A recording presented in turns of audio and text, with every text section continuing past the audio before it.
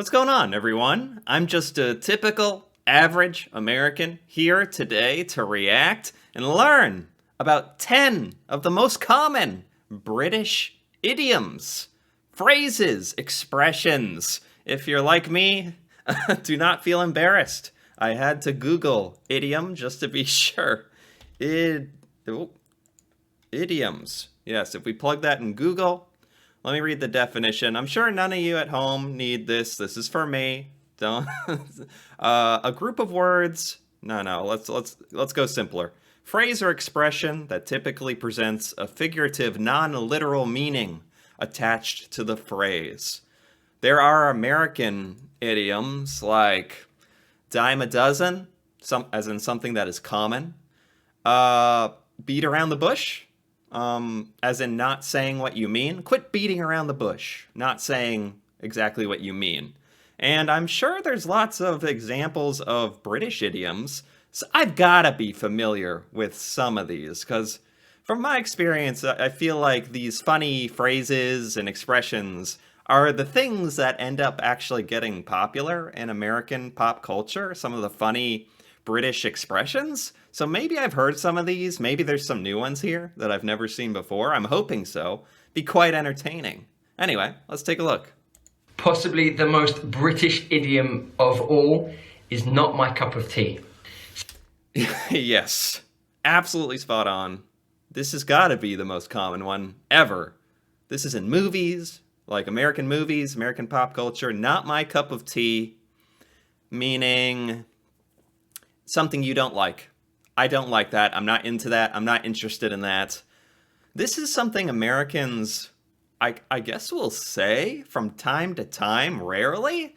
But if an American said this in the United States to me, or if I said this, it's understood that I'm really joking around.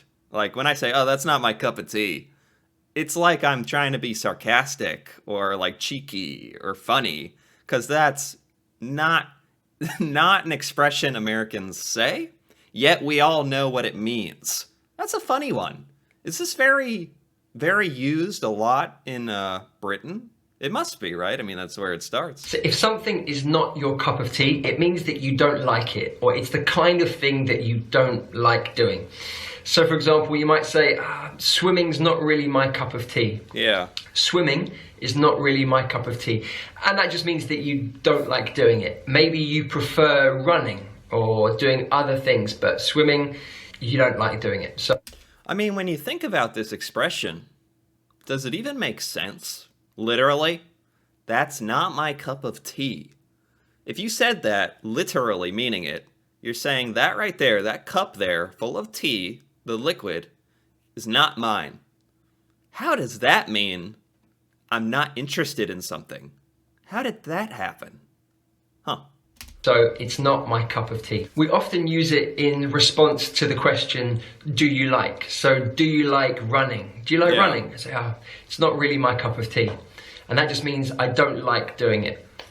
Oh, maybe it comes from the fact that you really would like and enjoy your cup of tea. So when you say that's not my cup of tea, you're saying I don't like that thing because you like your cup of tea? I don't know. We don't have cups of tea in the United States. So it's really trying to get my mind into the mindset of a Brit. Okay, maybe I'm right, maybe I'm wrong. Who knows? So good. Speaking if something is a piece of cake, it is easy to do. Not a problem. Not difficult at all. So, this is a very, very, very common expression in the United States. Did this one originate in Great Britain? Piece of cake. Americans would say piece of cake, and it wouldn't even be making a funny. Wouldn't even be a joke or sarcasm. It's an expression we would use. So obviously for you guys, learning English is a piece of cake, right? Okay, maybe not learning English. I know it can be difficult. But maybe you did an exam and it was an easy exam. So you come out of it and you tell your friend, oh, that was a piece of cake. And that just means that was really easy. Really? Is this British? Piece of cake. idiom. Does it say where it's from? Origin. Here we go. Piece of cake origin. I'm sorry, I gotta know this one. Oh, originated in the Royal Air Force in the late 1930s? Royal Air Force? Who coined piece of cake? Ogden Nash, apparently. would they just get to it? Tell me. Quit beating around the bush, Google. Oh, 1870s, Southern States of America? This one says America. This one says Royal Air Force. Sounds British. I don't know. Maybe not something that I can Google quick enough for the sake of time here. I will just choose to believe Britain and the United States both use this one. Interesting. I might say, I passed my driving test.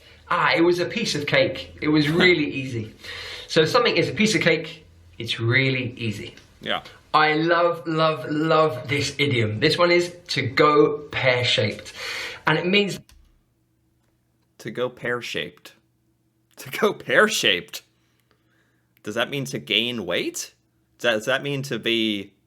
Would that be too literal if you started turning into a big pear? Why? You wouldn't... No, that can't be it. To go pear-shaped. To be confused? Am I taking it too literally? I have no idea. That if a plan goes pear-shaped, it fails. It goes wrong. It's a disaster. So, for example, maybe I planned to do a Facebook Live lesson for you guys, and then there's no Wi-Fi, my phone breaks. So, okay, if something goes pear-shaped, it went wrong. It had trouble or failed? Does that mean that going pear-shaped is a negative thing to happen? It must. This must. Pear-shaped. Okay, all right. Someone calls on the phone, then the Facebook Live lesson goes pear-shaped, okay? It goes wrong. I wasn't successful, okay? So to go pear-shaped is such a great British idiom. Never heard this one, ever. Maybe I'm planning a weekend away with my family, and then I get sick, I get ill, and maybe the car breaks down. It goes pear-shaped. So the weekend went pear-shaped. So things went wrong. Pear-shaped. Pear-shaped means bad in this context. Huh, interesting. Brilliant idiom. Sounds so British. See if you can use it in a sentence in the comments below. For donkey's ears. For what? for donkey's ears. This reminds me of something we say in the United States. We'd say, "Oh, for goodness sake. For goodness sake." For donkey's ears. So does it mean the same thing? It would mean like it's an exclamation of like, "Oh, for crying out loud." Like what's the literal meaning of this? For donkey's ears, like saying, "Oh, are you kidding me?" Like there's a problem or you're exclaiming frustration or something. This is a great phrase. Now, for donkey's ears means a very long time. It doesn't specify. Is it his accent that got me? I thought he said for donkey's ears. Okay, for donkey's ears? I would have had even less clue what was going on if I had read and heard this correctly. For donkey's ears, going on for a long time. So a donkey year is a long time, I guess. It doesn't have a specific time, not exactly 20 years or 100 years or 2 weeks. There's no set time. It just means a long time. So I could say, for donkey's years. Never heard of it. I haven't seen you in donkey's years. And that means I haven't seen you for a long time. Okay. Or I haven't been to the gym for donkey's years. This is a fun one. Is this common in Britain? For donkey's years? I almost wish he would explain the origin of these. That would be fascinating, because these literally don't make sense to me. But, you know, that's what an idiom is. It doesn't mean the words... It doesn't mean precisely what the words are saying. It means something else. That's kind of the fun of it. I haven't been to the gym for donkey's years. And again, that just means I haven't been for a long time. Okay. Again, in your language, what do you say? Do you have a similar idiom? Is it for horses' ears or for cows' ears? Whatever it is, let me know in the comments below. 2 idioms for 1 here. The first one, across the pond. Across the pond means like in the United States, right? It means across the ocean if you're living in Britain, across the water, which would be North America, something like that. Now here, the pond, usually it's a small amount of water. In this idiom, it means the Atlantic Ocean. Either side of the Atlantic Ocean, we have Britain and we have the United States. So in Britain, when we talk about across the pond, we are talking about in America. Okay, I think I'm only familiar with this one because I watch YouTube, British YouTube. But most Americans, from what I understand, I've never heard an American say across the pond ever. But when I first heard it, I immediately understood what it meant. Like, oh, okay, pond actually is being funny because it's actually not a pond, it's a giant ocean. So okay, it's not that hard of a concept to grasp, but this is not used in the United States, and it would need some explaining for sure. In the United States. And then if you're in the United States and they're saying across the pond, it means in Britain. I guess there's some Americans that know this one. I just never did for a very, very, very, very long time in my life. I'd never heard this expression. For example, if I was in Britain and I said, Harry Styles is really popular across the pond, that means that Harry Styles is really popular in America. Right. Oh, I like this one. You can use it both ways. I can use this. It's just that no one will understand me, but that's okay. In addition, we say down under to mean Australia. Yes, the United States uses this as well, down under. So we both use that one, down under, for Australia. Some of these idioms we actually both use. That's fascinating. I have no clue who started it. That's why the origins of these would be fascinating. Because I guess we think that they're the other side of the world, so they're down there somewhere. Yeah. So if you're saying, oh, it's really hot down under, it means it's really hot in Australia. Or Harry Styles is really popular down under, it means Harry Styles is popular in Australia. Right. I don't know what they say for us. Up and over? I don't know. It's a nice idiom here. Cheap as chips. Cheap as chips. Cheap as chips. That's not a thing in the United States. But this one seems pretty literal. It means something is very low cost. Something is cheap. Cheap as chips. Chips are cheap? Is this just very straightforward? It just means something is really cheap, okay? Yeah. So opposite of expensive, cheap. Okay. Someone might say, oh, I love your jacket. How much did it cost? You say, oh, it was cheap as chips. Just means it's really cheap. Well, you know, in the United States, you might say something is cheap as dirt. Which I think is pretty funny. Maybe more funny than cheap as chips. It's cheap as dirt, because dirt is dirt. Doesn't really cost anything. Actually, you can buy dirt for planting purposes, but we're not going to get into that. We're not getting into that. That's a technicality. I guess because chips are quite cheap here, so it's as cheap as chips. Maybe in other countries it's as cheap as something else. Let me know in the comments below if you have a similar phrase. It's as cheap as Yeah, funny enough, United States has this exact phrase. It's just cheap as dirt. So cheap as, I don't know, something else. Apples, or cheap as mangoes, or whatever it might be. Let me know in the comments below. I'd love to hear what your idiom is for the same phrase. So if something is really cheap, what do you say in an idiomatic form? Right. This is a fun one.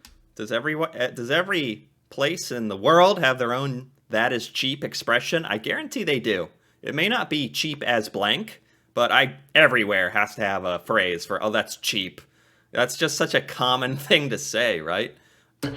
Pardon my French. Pardon my French. Another one that is used in the United States. I'm shocked at how many of these. I had no idea that so many idioms, expressions were shared between the United States and Britain.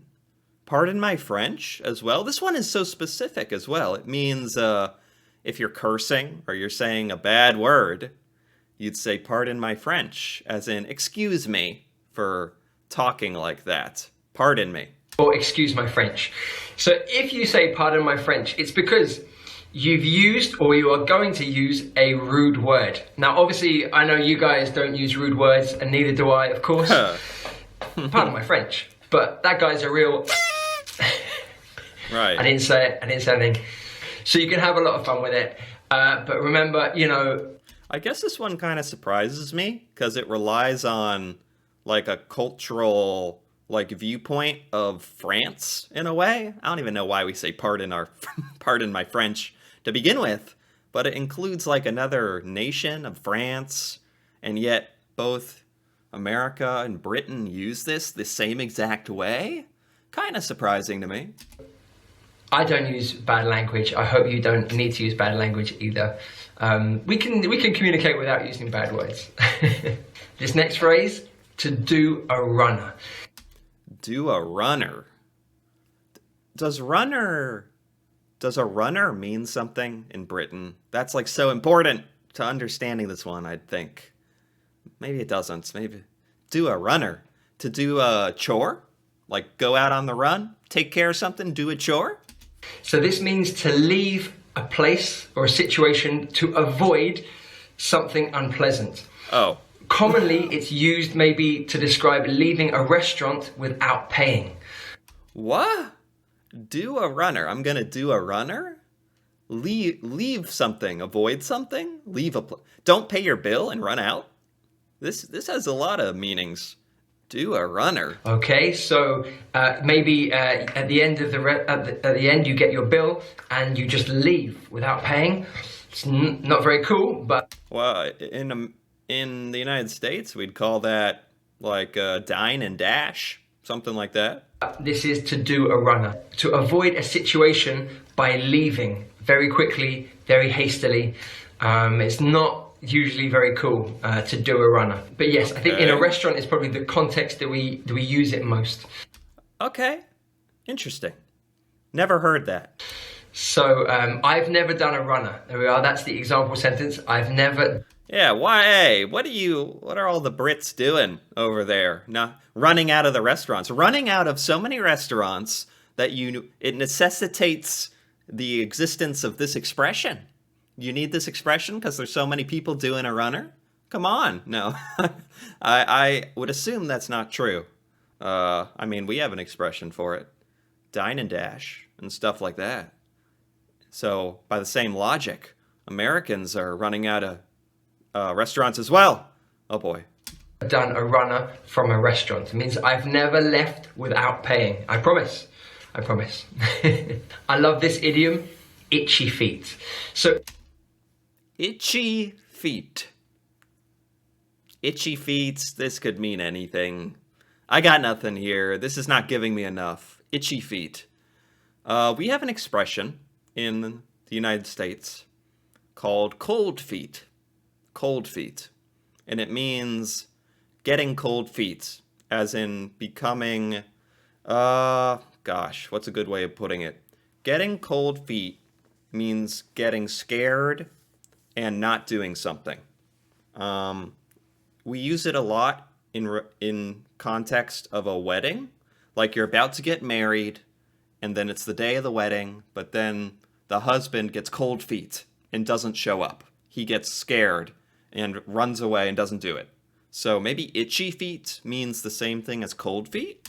Itchy is that feeling that we get maybe when a mosquito bites us, and then, it's very itchy. You want to scratch it. So that's the feeling, itchy feet, but it doesn't have the same meaning. Itchy feet has a totally different meaning. It means that you want to do something different or go somewhere different than where you are now. So, That's similar to cold feet, but not the same. Cold feet is like negative. It's like you're running from something. You're getting cold feet. Itchy feet just sounds like you want to travel, which is good, probably. Often we feel it maybe when we are in one place and we want to go somewhere different. So, for example, when I'm in London, I love being here, but I also want to go and travel somewhere else, somewhere new. Go to a beach in Thailand, or go to walk around the city of Rome or Barcelona or Venice or something. So it's that feeling of wanting to go somewhere different or do something different. Okay, that's different. This is like its own unique thing then, this idiom. You can't do something to save your life. Okay.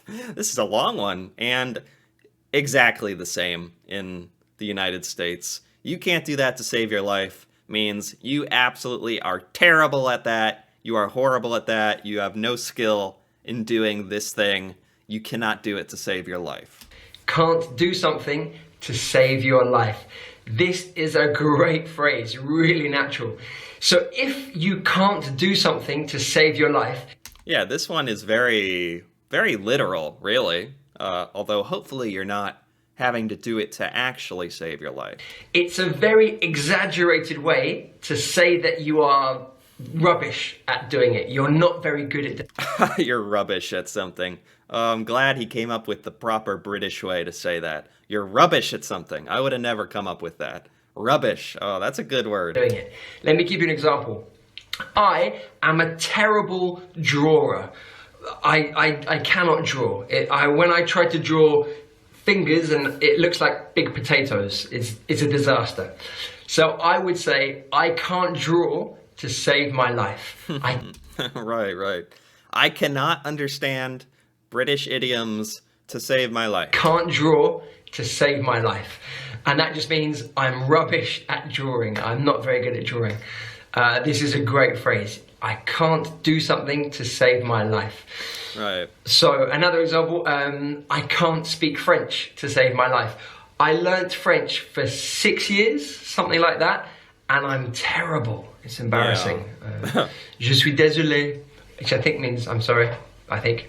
So I can't speak French to save my life. Just means I'm terrible at speaking French. All right, okay. Another one that exists exactly the same. A couple of these are the same. Still surprises me. Guys, have I left any British English idioms out? Which ones have I forgotten? Please let me know in the comments below. And you can also teach your other Eat, Sleep Dreamers as well. Thank you so much for hanging out with me, guys. Remember to... Okay. So that's that. This was by Eat, Sleep, Dream, English. I liked that. I very much liked that. That was very informative, yet very fun. The best combination. Any interesting comments about this? In Italy, we say vel quattro soldi, as cheap as chips. Literally means it's worth 2 bits. Not my cup of tea, piece of cake, pardon my French, saved my life, are all in the US. Absolutely true. Cheaper than mushrooms in Russia. Yeah, people do have... I knew it. People over the world have the that's cheap idiom, no matter where you are. Very interesting. Cheap as soil. Oh, that's like cheap as dirt. Like Egypt says cheap as soil. Wow, it's like the US. Funny. It rains cats and dogs. That's the same in the United States. In Greece, we say it rains chair legs. Really? Okay. Idioms are pretty entertaining, man. Pretty funny. This was good. This was fascinating. Like I said, these are entertaining, yet really help you understand a bit about the British culture and also a little bit about the similarities between American and British culture for me that I didn't know. Fascinating stuff. Anyway, if you enjoyed this video as well, feel free to give it a like or leave a comment. And if you're interested in more videos like this, me reacting to Britain, the culture there, things there, stuff that I've never heard of or seen before, feel free to subscribe for more. And until then, thanks for watching, and see you next time.